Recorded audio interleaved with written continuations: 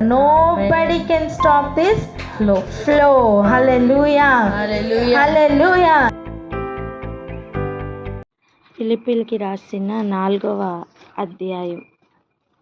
ఫిలిప్పీయులకి రాసిన పత్రిక 4వ అధ్యాయం 9వ వచనం చదువుకుందాం. 9. ఫిలిప్పీయులకు రాసిన పత్రిక 4వ అధ్యాయం 9వ వచనం. మరియు మీరు నా వలన ఏవి నేర్చుకుని అంగీకరించితిరో, నా యందున్నట్టుగా ఏవి వింటిరో, ఏవి చూచితిరో అట్టి వాటిని చేయుడి. అప్పుడు సమాధానకర్తయగు దేవుడు మీకు తోడయ్యుండును. హల్లెలూయా. ఏవైతే మీరు విన్నారో, ఏవైతే చూశారో వాటిని చేయమని సమాధానకర్త అయిన దేవుడు తోడుగా ఉంటారు అని చెప్తున్న మాటలు విన్నాం కదా, చదివాం కదా.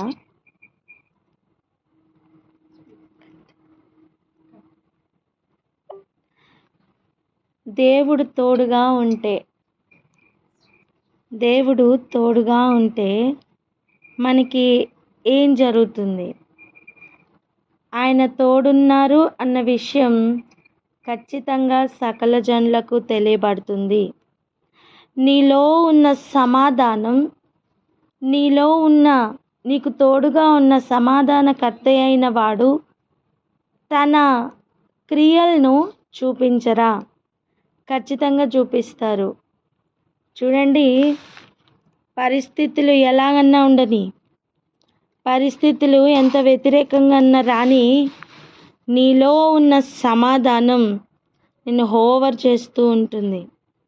ఆలోచనకు కర్త ఎవరు?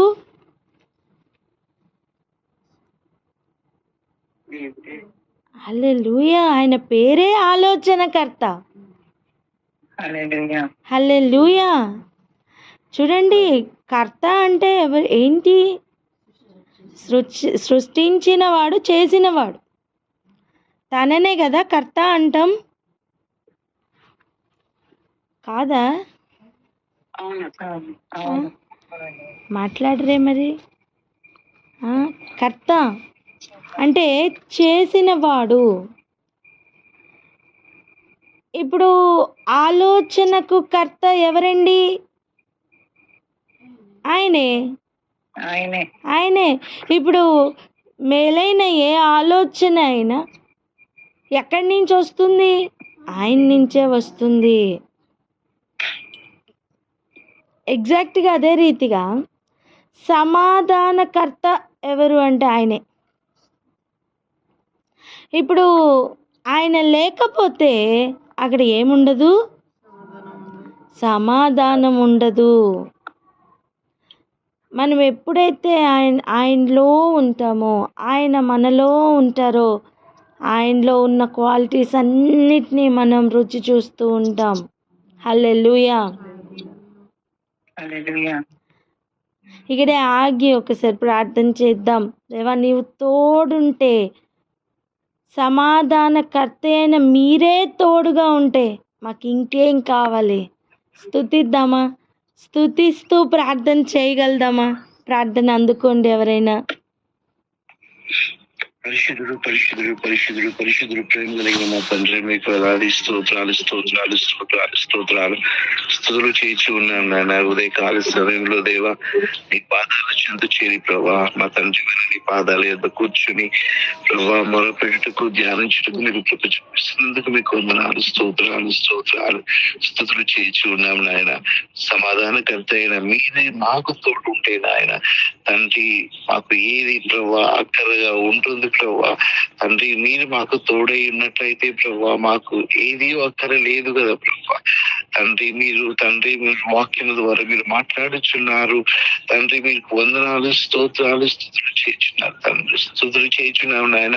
అయ్యా, మీరు మాకు తోడుగా ఉంటున్న అనుభవంలోనికి ప్రభా, మేము మీతో ఉంటున్న అనుభవంలోనికి ప్రభా మమ్మల్ని నడిపిస్తున్నందుకు మీకు వందనాలు స్తోత్రాలు స్తుతులు చేయుచున్నారు నాయన. తండ్రి, మీరు అంటున్నారు, ఏవి నేర్చుకొని అంగీకరించితిరో, ఏవి వింటిరో, ఏవి చూచితిరో అట్టి వాటిని చేయుడి. అలాగ నువ్వు చేసినట్లయితే దేవుడే మీకు తోడయుండునని ప్రభావ మీరు సెలవిస్తున్నారు తండ్రి. సమస్తమును తండ్రి సజీవ యాగముగా సమర్పించుకొని సమస్తము తండ్రి చేయుటకు ప్రభా తండ్రి మనసు తండ్రి సిద్ధపరచుకున్న వారమై ఉన్నప్పుడు ప్రభా మీరు మాకు తోడుగా ఉంటున్న విధానాన్ని బట్టి మీకు స్తోత్రాలు ప్రభా. ఈ ఉదయకాల సమయంలో ప్రభా వాక్య లోతుల్లోకి నడిపించండి తండ్రి. మీకు ప్రత్యక్షతను మీరు మాకు అనుగ్రహించమని ప్రార్థిస్తున్నాను ప్రభా. సమాధానకర్తయగు తండ్రి మీకు వందనాలు ప్రభా. తండ్రి మీరు మాకు తోడై ఉండండి ప్రభా. తోడుగా ఉంటున్నందుకు వందనాలు.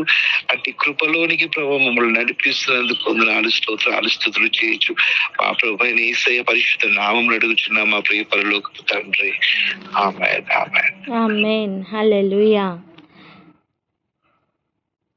చూడండి, తల్లిదండ్రులుగా పిల్లలతో మనం ఇలా చెప్తూ ఉంటాం, నువ్వు ఇలా చేస్తే నేను నీతో ఉంటాను అని. నువ్వు ఇలా నాకు నచ్చనివి చేస్తే నేను నీతో ఉండను అని అంటాం. అటువంటి అనుభవాలు ఉన్నాయా? ఉన్నాయి.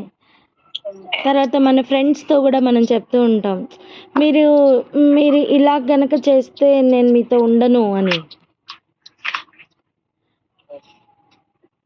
అంటే అలా సపరేట్ చేయగలిగి చెప్పగలిగిన స్థాయి ఉండాలి. మేమేం చేయగలమండి, కలిసి చేస్తామండి అని ప్రతి అపవిత్రతలోనికి వెళ్ళవలసిన అవసరం లేదు. ఆ సపరేషన్ ఒక లైన్ మనం పెట్టుకుంటూ ఉంటాం. అది ఎక్కువగా మనం ఎవరి దగ్గర చూపిస్తామంటే స్వతంత్రంగా ఉన్న వారితోనే మనం చూపించగలుగుతాం. మన ఇంటిలో ముఖ్యంగా మన పిల్లలతో కానీ ఇలా మన రిలేషన్స్తో మనం ఎక్కువగా చూపించగలుగుతూ ఉంటాం. అర్థమవుతుందా చెప్తున్న మాట? దేవుడు కూడా తన పిల్లలతో చెప్తున్న మాట, అప్పుడు సమాధానకర్త అయిన దేవుడు మీకు తోడుగా ఉంటారు. ఎప్పుడు అని నిన్నటి దినాన్ని మనం చూసుకున్నాం. లోపల ఉన్న సువాసన ఏదైనా బయటకు వస్తుంది. అది దుర్వాసన అయినా సువాసన అయినా ఖచ్చితంగా బయట వారికి తెలుస్తూ ఉంటుంది. చూడండి, ఒకప్పుడు ఇశ్రాయేలీలతో దేవాది దేవుడు చెప్పిన మాట, నేను మీతో ఉంటాను. చెప్పారా? చెప్పారు. మీ మధ్యన నివసిస్తాను. చెప్పారా? మీరు నాకు స్వకీయ జనమై ఉంటారు. చెప్పారా? చెప్పారు. నేను సంపాదించిన నా స్వకీయ జనమై మీరుంటారు అని చెప్పారు. ఇవన్నీ ఎవరితో మాట్లాడారండి? ఇశ్రాయేలీయులతో. పలుకుదామా గట్టిగా, ఇశ్రాయేలీయులతో. హల్లెలూయా.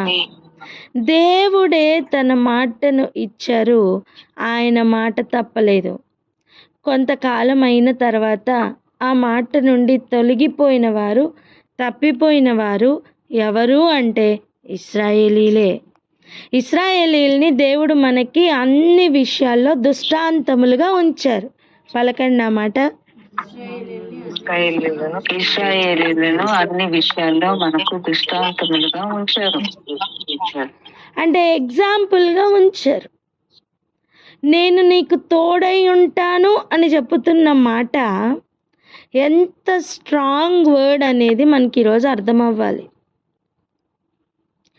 ఆయన గనక సమాధానకర్తగా తోడుగా ఉంటే ఆయనలో ఉన్న సమాధానం అంతా నీలోనికి వ్యాపిస్తుంది, నీ సిచ్యువేషన్స్లోనికి వ్యాపిస్తుంది, నీ అట్మాస్ఫియర్లోనికి వ్యాపిస్తుంది. నువ్వు అడుగు పెడుతున్న ఎవ్రీ ఏరియా నీ కంట్రోల్లోనికి వస్తుంది. బికాజ్ నీ లోపల ఉన్నవాడు క్రియ చేస్తాడు.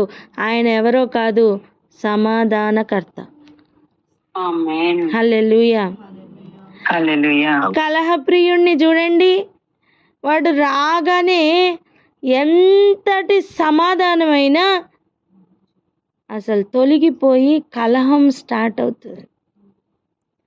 మూర్ఖ చిత్తుడు చూడండి, ఎంత మంచి వాతావరణం ఉన్నా ఆ మూర్ఖపు మాటల వలన, ఆ మూర్ఖ ప్రవర్తన వలన అందరి మనస్సులు కూడా వికారమై ఒక రకమైన మూర్ఖ స్వభావం అక్కడ వ్యాపిస్తూ ఉంటుంది. ఈరోజు సమాధానకర్త అయిన వాడు నీకు తోడుగా ఉంటే ఏం జరుగుతుందో తెలుసా? వీటన్నిటినీ అధిగమించిన ఒక పవర్, ఆ పవర్తో నువ్వు కదులుతూ ఉంటావు. నేనేమంటున్నా అంటే, నార్మల్గా ఈ లోకంలో ఉన్న ఆ పరిస్థితులు ఏవైతే ఉన్నాయో వాటన్నిటినీ కూడా మించి దుష్టుడి ఆలోచన, దుష్టుడి చెదరగొట్టడం, దుష్టుని యొక్క మూర్ఖత, ఈ స్వభావాలన్నీ పరిపాలిస్తున్న ఒక ఏరియాలో సమాధానకర్త అయిన వాడు ఎంటర్ అవ్వగానే ఈ పరిస్థితులన్నీ కూడా ఎక్కడవక్కడ విడిపోయి, బంధకాలన్నీ విడిపోయి, ఆ చైన్స్ అన్నీ కూడా విడిపోయి, అన్నీ తెగిపోయి ఆ ఏరియా క్లియర్ అయిపోతుంది అంటున్నా. హల్లెలూయా. ఇంకొంచెం అర్థమయ్యేటట్టు చెప్పుకుందాం. ప్రస్తుత కాలం చూడండి, అందరికీ నార్మల్ ఆరోగ్యాలు ఉన్నాయా? నార్మల్గా ఉన్న ఆరోగ్యం అయితే ఉంది కదా, ఆరోగ్యంగా ఉన్నాం కాబట్టే కదా యాడ్ అయ్యాం. చిన్న జ్వరం ఉన్నా మనం యాడ్ అవ్వం కదా, దాన్ని దాటిన వారమే మారాలి. ఆమెన్. తలనొప్పి ఉందండి అందుకే యాడ్ అవ్వలేదండి, కాలు నొప్పి ఉందండి యాడ్ అవ్వలేదండి, ఇలాంటి కుంటి సాకులు చెప్పేవారిగా మనం ఉండడానికి వెళ్ళలేదు. మనము వధకు ఏర్పడుతున్న గొర్రెల వంటి వారం కనుక మనం వాటన్నిటిని దాటాలి. ఆమెన్. ఏదేమైనప్పటికీ కూడా ఇది అర్థం చేసుకుందాం. నార్మల్గా ఉన్న ఆరోగ్యంతో మనం అలా కదులుతూ ఉంటాం. కానీ ఈ లోకంలో ఉన్న వైరస్ కానీ, బ్యాక్టీరియా కానీ, వేరే ఏదైనా కానివ్వండి, ప్రస్తుతం అయితే టైఫాయిడ్, డెంగ్యూ ఇవన్నీ ఎక్కువ ఉన్నాయి కదా, వాటి గురించి మాట్లాడుకుందాం. అవి అటాక్ చేస్తున్నాయి, చూస్తున్నారా? అవి ఏం చేస్తున్నాయి? అటాక్ చేస్తున్నాయి. కానీ ఆ సిచ్యువేషన్స్ అన్నీ మరలా నార్మల్కి రావడానికి మనం ఏమి ఇస్తున్నాం? పైనుంచి పవర్ఫుల్ మెడిసిన్ ఇస్తున్నాం. అర్థమవుతుందా? అంటే నార్మల్గా ఉన్న ఆరోగ్యం పాడవకుండా, అంటే ఆ వ్యక్తి చచ్చిపోకుండా, అంతే కదా, ఆ మెడిసిన్తో ఆ క్రిమి చచ్చిపోవాలి. మీకు అర్థమైందా? ఆ మెడిసిన్ ఇచ్చామండి, ఆ క్రిమితో పాటుగా ఆ మనిషి కూడా చచ్చిపోయాడండి, ఏం ప్రయోజనం?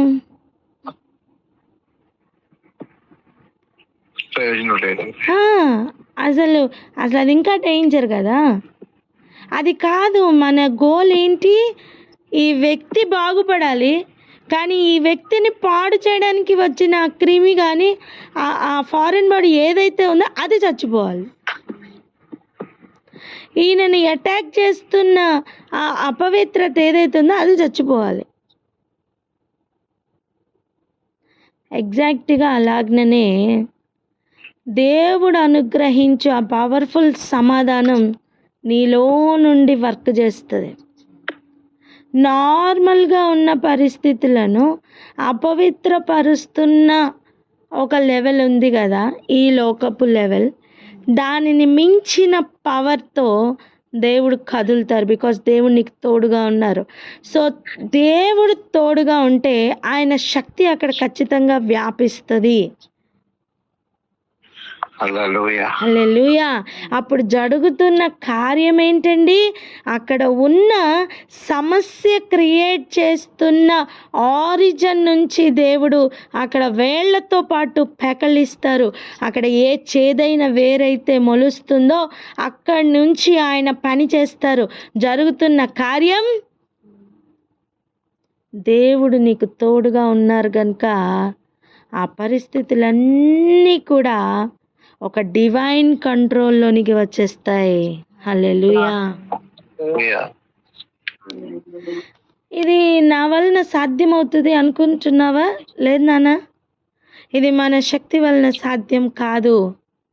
నేను అంటాను, శక్తి చేత కాదు, మన శక్తి చేత కాదు, మన బలం చేత కాదు, ఇది ఆయన ఆత్మ ద్వారా జరుగుతుంది. ఎంతమందికి ఈ లెవెల్ కావాలో వారందరూ చేయవలసిన కార్యం ఒక్కటే, దేవుడు మనతో తోడుగా ఉండేటట్టు చూసుకోవాలి. హల్లెలూయా. ఆయన వస్తే అన్నిటినీ చూసుకుంటారండి. నేను ఇంకొక ఎగ్జాంపుల్ కూడా చెప్పాలని ఆశపడుతున్నాను. చూడండి, ఒక షాప్కి వెళ్ళామనుకోండి, మనం డబ్బులు ఖర్చు పెట్టి కొనాలి, అవునా? అవునా? చిన్నపిల్లలుగా ఉన్నప్పుడు కూడా మన పాకెట్లో మనం సింగిల్గా వెళ్తే మనం డబ్బులు పెట్టి కొనాలి. కానీ మన పేరెంట్స్తో వెళ్ళామనుకోండి, ఎవరు ఖర్చు పెడతారు? హల్లెలూయా. నువ్వు నార్మల్గా 2000 కొనాలనుకున్నావు, కానీ ఆ రోజు బిల్లు 5000 అయింది, ఎవరు ఖర్చు పెడతారు? హల్లెలూయా. నువ్వేమన్నా టెన్షన్ పడాలా? ఏం లేదు. మనకు ధైర్యం ఏంటి? ఆయన చూసుకుంటారు, మా పేరెంట్స్ చూసుకుంటారు. అదొక ధైర్యం ఉందా లేదా? హల్లెలూయా. ఎగ్జాక్ట్గా అలాగ్ననే సమాధానకర్త అయిన వాడు కదులుతుంటే ప్రతి అపవిత్రత క్లియర్ అయిపోతుంది. హల్లెలూయా. ప్రతి మూర్ఖత పటాపంచలైపోతుంది. హల్లెలూయా. నమ్ముదాం, ప్రకృతి కూడా సహకరిస్తుంది. ఆమేన్. హల్లెలూయా. ఎందుకంటే ప్రకృతి కూడా దేవుణ్ణి స్తుతిస్తుంది. ప్రకృతి ఏం చేస్తుంది? దేవుణ్ణి స్తుతిస్తుంది. సర్వ సృష్టికర్తకు విరోధంగా ప్రకృతి వెళ్ళలేదు.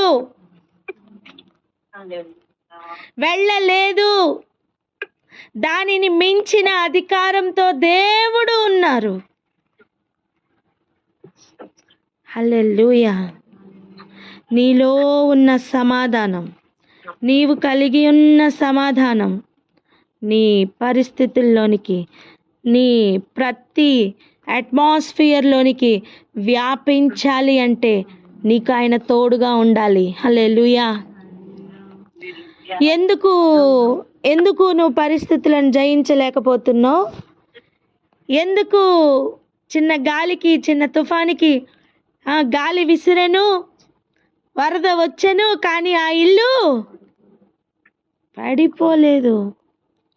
అనిపించుకోకుండా ఇసుక మీద కట్టబడినట్టుగా విశ్వాసం మొత్తం తొలగిపోయి ఎందుకు కదిలిపోతున్నావు? దేవుడు తోడుగా ఉండాలి నానా. ఆయన తోడుగా ఉన్నారా లేదా అని ఈరోజు మన పరిస్థితుల్ని తొంగి చూద్దాం. హల్లెలూయా. ఆయన తోడుగా ఉన్నారు. చెప్దాం ఆ మాట. ఆయన తోడుగా ఉన్నారు. హల్లెలూయా. ఆయన తోడుగా ఉన్నప్పుడు జరుగుతున్న ముఖ్యమైన పని ఏంటంటే ఆయనలో ఉన్న శక్తి అక్కడ వ్యాపిస్తుంది. హల్లెలూయా. అక్కడ ఉన్న సమస్తము ఆయనకి లోబడుతుంది. ఆమేన్. ఆమేన్ అని చెప్దాం. ఆమేన్. చూడండి, ఎప్పుడు ఆయన తోడుగా ఉంటారు అనేవి మనం చదువుకున్నాం. ఎల్లప్పుడూ ఆనందించే అనుభవంలో ఉంటే ఆయన తోడుగా ఉంటారు. అర్థమేంటో తెలుసా? సందేహపడే సంగతులు అక్కడ జరుగుతూ ఉంటాయి, కానీ ఆనందం నిన్ను పరిపాలిస్తూ ఉంటుంది.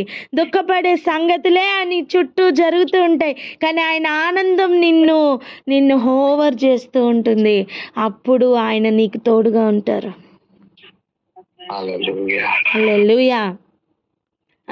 ముందు ఎర్ర సముద్రం, వెనక ఫరో సైన్యం వంటి పరిస్థితులు ఉంటాయి. అర్థం, నువ్వు ముందుకు కొనసాగలేవు, వెనక్కి వెళ్ళలేవు, ఉన్న చోట్లోనే ఉండను లేవు. మరి ముందుకు వెళ్ళాలి అంటే ఉన్న ఆటంకం ఎలా కనిపిస్తుంది అంటే ఎర్ర సముద్రం అంత పెద్దగా కనిపిస్తుంది. కానీ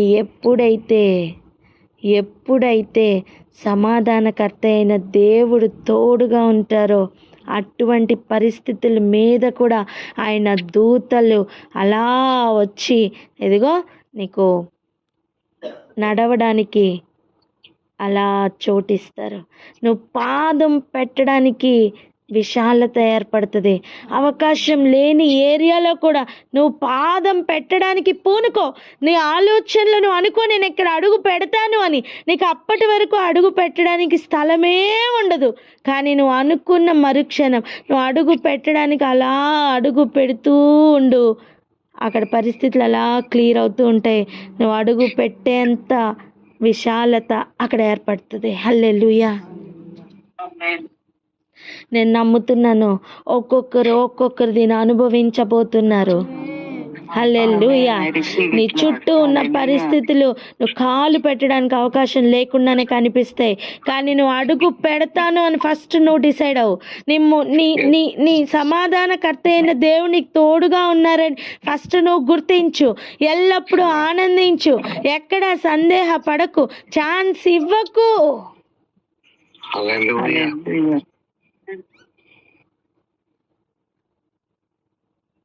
ప్రతి విన్నపం కృతజ్ఞతాపూర్వకంగా ఆయనకి ఇచ్చేసేయి. హల్లెలూయా. అవకాశం లేని ఏరియాలో కూడా ఆయన కదులుతారు.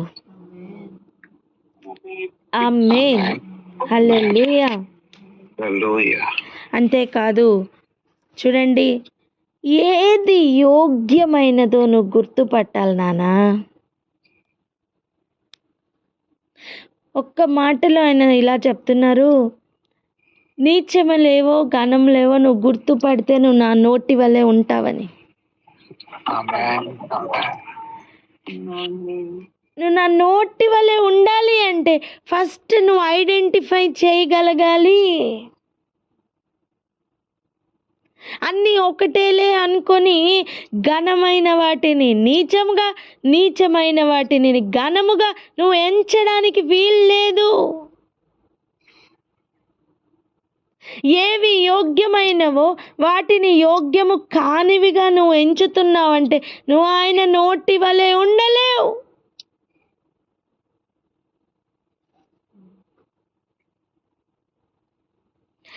ఏవి పవిత్రములో నువ్వు గుర్తుపట్టలేకపోతే నువ్వు ఆయన నోటి వలె ఉండలేవు. ఆయన నీతో తోడుగా ఉండలేరు. మీకు అర్థమవుతుందా? పేరెంట్స్ కలిసి, ఒక బాబు ఒక వాళ్ళ పేరెంట్ అయిన వాళ్ళ డాడీ కలిసి, అంటే ఒక తండ్రి ఒక కొడుకు రోడ్డు మీద వెళ్తున్నారండి. కొడుకు అడిగాడు ఇంట్లోనే, నాన్న ఈరోజు నేనేం అడిగినా నాకు కొనివ్వు అని. సరే నాన్న కొనిస్తానని చెప్పి వాళ్ళ డాడీ కూడా ఒడంబడిక చేసుకున్నారు, కదులుతున్నారు, వెళ్తున్నారు. వింటున్నారా? వెళ్తున్నారు. అలా వెళ్తున్నప్పుడు ఆ బిడ్డ చాక్లెట్ అడిగారు, కొని ఇచ్చేశారు. డాడీ బొమ్మ అడిగాడు, కొని ఇచ్చాడు, అయిపోయింది. అలా దారిలో వెళ్తుండగా విషం బాటిల్ చూసి ఇది కొనివ్వ నాన్న అని మారం చేస్తున్నాడు అనుకో, డాడీ కొనిస్తాడా? ఇప్పుడు అంటాడు కొడుకు, నేను ఏది అడిగినా ఇస్తాను అన్నావు కదా. ఇస్తాడు. డాడీ ఏమిస్తాడు ఇప్పుడు ఎక్కువ గోల్ చేస్తే? చెప్పండి. 2 ఇస్తాడు. స్తోత్రం. ఆ టైంలో 3 ఇచ్చినా తప్పులేదు కదా. అదే కావాలండి. అంటే ఏది పవిత్రమైనదో నువ్వు గుర్తుపట్టకపోతే నేను నీకు తోడుంటాను అని చెప్పిన దేవుడు తోడుంటారా? ఉండరు. చెడ్డవారైన ఈ లోకపు వారే తండ్రి విషమును గుర్తుపట్టి కుమారుడికి ఇవ్వట్లేదే. అదే ఏరియాలో ఇప్పుడు చూడండి, కుమారుడు ముందుగానే నాన్న ఇది విషం అని గుర్తుపట్టాడు అనుకోండి, ఆ లెవెల్ ఎలా ఉంటుంది? కమాన్, ఎలా ఉంటుంది చెప్పండి? సూపర్ ఉంటుంది. ఎలా ఉంటుంది చెప్పనా? దుష్టుడు ఒకవేళ షాప్ కీపర్లో ఉంటే కూడా ఇద్దరు కలిసి జయించి బయటకు వస్తారు.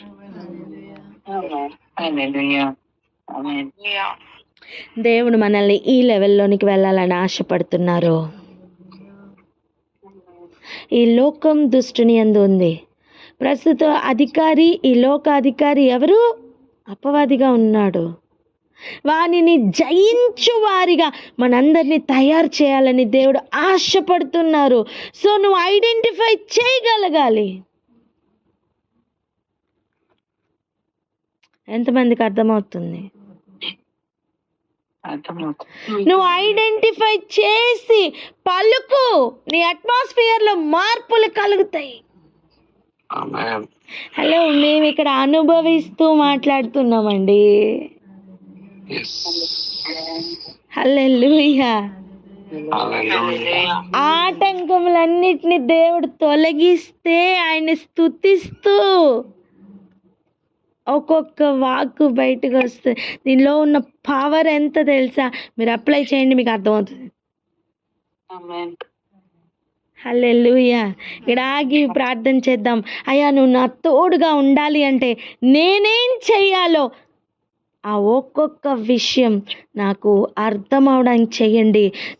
నా పని పాటలలో, నేను నడుస్తున్న దినముల్లో, ఇక నేను జీవిస్తున్న నా ప్రతి క్షణం మీరు నా తోడుగా ఉండునట్లుగా నేనేం చేయాలని నాకు ఇన్స్ట్రక్షన్స్ ఇచ్చారో అవన్నిట్లో నుంచి నేను తొలగిపోకుండా నాకు బలము నిమ్మని అడుగుదాం, నాకు శక్తి నిమ్మని అడుగుదాం. అయ్యా, నా బలం నా శక్తి వలన సాధ్యం కాదయ్యా, నీ ఆత్మ ద్వారా వచ్చు బలం, నీ ఆత్మ ద్వారా వచ్చు శక్తి ద్వారా అది సాధ్యమవుతుంది. అవి నాకు అనుగ్రహించు ప్రభు అని అడుగుదామా? అవి నిలబెడతాయి, అవి పరుగులు పెట్టిస్తాయి. ఆహాబు రథముల కంటే ముందుగా పరిగెట్టిన ఆ బలం ఎక్కడిది? అది ఆత్మ బలం. కామన్ ప్రార్థన అందుకోండి. హల్లెలూయా. రాజా, నీకు స్తోత్రం, నీకు స్తోత్రము తండ్రి. ప్రభువా, నీకు నా తండ్రి, మేము వెళ్ళవలసినటువంటి ఆ పరుగుని, ఆ మార్గమును మీరు మాకు చూపిస్తూ దానికి కావలసిన ఆలోచన కూడా ఇస్తూ తండ్రి, మా కన్నుల ముందు ఇచ్చినటువంటి ఈ ఆలోచనకై, ఈ మార్గమునకై మీకు స్తోత్రములు చెల్లించుకొంచున్నాము ప్రభువా. స్థితి ఏదైనాను తండ్రి, ఎల్లప్పుడూ నీ యందు ఆనందించుచు, ఎల్లప్పుడూ నీ కృతజ్ఞతాస్తుతులతో మా విన్నపములు తెలియచేయచ్చు, ఎల్లప్పుడూ ఓర్చుకొనుచు అయ్యా, ఏవి ఖ్యాతి కలవో, ఏవి కోరదగినవో, ఏవి ఘనములో, ఏవి యోగ్యములో గుర్తుపడుతూ ఎంచుకొని వాటి మీదనే మనస్సుంచి ప్రభువా, మీరు మాతో ఉండే ఆ అనుభవములో ఎల్లప్పుడు సాగుటకు సహాయం దయచేయండి తండ్రి. అవును ప్రభువా, మీరు మాతో ఉండాలి, మాలో ఉండాలి అయ్యా. మేము ఎక్కడికి వెళ్ళినా సరే మీ సన్నిధి మాతో రావాలి. ఇవన్నీ మాకు హృదయ వాంఛలుగా ఉన్నాయి ప్రభువా. ఆ హృదయ వాంఛలన్నిటినీ నా తండ్రి ఇదిగో క్రియారూపకములోనికి మాకు అనుభవములుగా మార్చుటకై ప్రభువా, మేము చేయవలసినటువంటి గైడ్ లైన్స్ ని, మేము ఉండవలసినటువంటి స్థితిని, మా మనోస్థితిని మీరు మాకు చూపిస్తున్న దేవమా నీకు స్తోత్రం. మీ ప్రేమతో నీకు స్తోత్రము తండ్రి. మీరు గైడ్ చేస్తున్న ప్రతి అడుగుకై నీకు స్తోత్రము రాజా. అయ్యా, ఈ అడుగులో తొట్టిల్లక నా తండ్రి ఎల్లప్పుడూ నీ యందు ఉండే ఆనందముతో మమ్మల్ని నింపమని వేడుకుంటున్నాం. ఏ సందేహము లేని నాయన అడుగులు వేయుటకు మాకు సహాయం దయచేయండి. అవును ప్రభువా, ఒక అడుగు ముందుకు వేయకుండా మేము ఆగినంత కాలము మాతో ఉన్న, మాతో కదులుతున్న మిమ్మల్ని మేము అనుభవించలేము తండ్రి. అయ్యా, అవకాశమే లేనప్పుడు, స్థలమే లేనప్పుడు, ఇక పాదము ముందుకు సాగననిపిస్తున్న ప్రతి పరిస్థితిలో కూడా నీ యందు విశ్వాసం ఉంచి అయ్యా, ఇదిగో అయినా మీరు మాతో ఉన్నారని ఎరిగి వేస్తున్న ఆ అడుగుకు ఇదిగో మీరు ప్లేస్ క్రియేట్ చేస్తున్నారని, మా పాదముల కింద నేలను స్థిరపరుస్తున్నారని మేము నమ్ముతున్నాము రాజా. మీకు స్తోత్రము తండ్రి. అయ్యా, ఎట్టి పరిస్థితుల్లో మా చూపును మారకుండా కృప దయచేయండి ప్రభువా. అయ్యా, ఖ్యాతి గల వాటి మీదనే మా చూపు ఉండాలి తండ్రి, వ్యర్థమైన వాటి మీద కాదు ప్రభువా. న్యాయమైన వాటి మీదనే ఉండాలి ప్రభువా. ఈ లోక న్యాయం మీద కాదు తండ్రి, పరిశుద్ధమైన వాటి మీదనే మా చూపు ఉండాలి.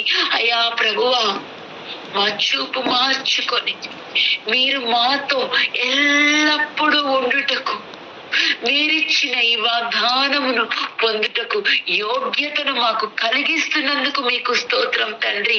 ఈ రోజు మేము స్వీకరిస్తున్న ఈ వాక్యము, మేము చేస్తున్న ఈ ప్రార్థన ప్రతి ఏరియాలో ఇక మీద మాకు అనుభవ పూర్వకముగా మారుతున్నందుకు మీకు స్తోత్రము రాజా.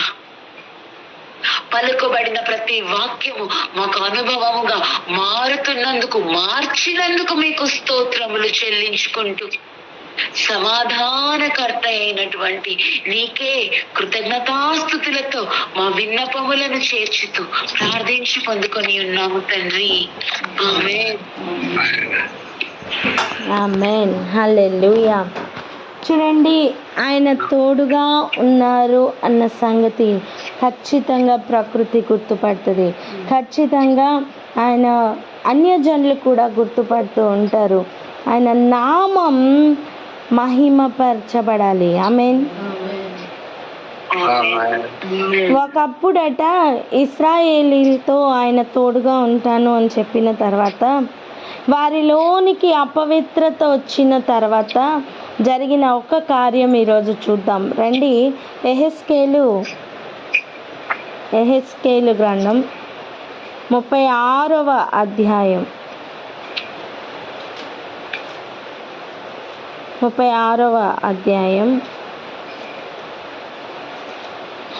19 నుండి 21 వరకు చదువుదాం. 19 నుండి 21 వరకు చదువురా. 36వ అధ్యాయం 19 నుంచి 21 వచనములు. వారి ప్రవర్తనను బట్టి, వారి క్రియలను బట్టి వారిని శిక్షించి నేను అన్ని జనులలోనికి వారిని వెళ్ళగొట్టగా వారు ఆయా దేశములకు చెదరిపోయిరి. వారు తాము వెళ్ళిన స్థలములలోని జనుల యొద్ద చేరగా ఆ జనులు, మీరు యెహోవా జనులే కదా, ఆయన దేశములోను వచ్చిన వారే కదా అని చెప్పుట వలన నా పరిశుద్ధ నామమునకు దూషణ కలుగుటకు ఇజ్రాయేలీయులు కారణమైరి. కాగా ఇజ్రాయేలీయులు పోయిన ఎల్ల చోట్లను నా పరిశుద్ధ నామమునకు దూషణ కలుగగా నేను చూచి నా నామము విషయమై చింతపడితిని. చూసారా, ఇశ్రాయేలీల గురించి ఆయన ఎటువంటి ఒక దృష్టాంతం ఇక్కడ చెప్తున్నారో చూడండి. అంటే ఇశ్రాయేలీల్లో కలిగిన దాన్ని దేవుడు చెప్తున్నారు, అది మనకి దృష్టాంతమై ఉన్నది. ఈరోజు నీకు నేను తోడుగా ఉన్నాను అని చెప్తున్న ప్రభు, నువ్వు కదులుతున్న ఎవ్రీ ఏరియాలో సమాధానకర్త అయిన ప్రభు యొక్క నామము ఏమవుతుంది అని ప్రశ్నించుకోమ్మా. యెహోవా జనులే కదా, ఆయన దేశంలో నుండి వచ్చిన వారే కదా అని చెప్పుకుంటున్నారు. ఇంతకీ ఎందుకు వీరి గురించి అలా చెప్తున్నారు? మనం పై వచనం చదివితే మనకు అర్థమవుతుంది. 16-17 చదువునానా? యెహెజ్కేలు గ్రంథం 36వ అధ్యాయం 16-17 వచనములు. మరియు యెహోవా వాక్కు నాకు ప్రత్యక్షమై ఈలాగు సెలవిచ్చెను, నరపుత్రుడా, ఇజ్రాయేలీయులు తమ దేశములో నివసించి దుష్ప్రవర్తన చేతను దుష్క్రియల చేతను దానిని అపవిత్రపరిచిరి. వారి ప్రవర్తన బహిష్ట అయిన స్త్రీ యొక్క అపవిత్రత వలె నా దృష్టికి కనపడుచున్నది. చాలు. వారు చేసిన ముఖ్యమైన కార్యం ఏంటి? దుష్ప్రవర్తన, దుష్క్రియలు. అంటే దేవుని క్రియలు కానీ, దేవునికి సంబంధించిన, దేవునికి ఇష్టమైన, దేవుని చిత్తానుసారమైన ప్రవర్తన కానీ కలిగి ఉండలేదు. ఇప్పుడు నూతన నిబంధనానుసారంగా దేవుని చిత్తం నెరవేరుస్తున్న వారిగా మనం ఉండాలి కదా. ఇప్పుడు ప్రతి వాక్యం, నిన్నటి నుంచి మనం ఒక వాక్యం చదువుకుంటున్నామండి, ఆనందించుడి, ఎల్లప్పుడూ ఆనందించుడి అని. దేని గురించి చింతపడొద్దని చెప్తున్నారండి. దాని రివర్స్లో ఆలోచన చేస్తూ దాని రివర్స్లో ప్రవర్తిస్తున్నాం అనుకోండి, అంటే ప్రతి విషయం గురించి చింతే.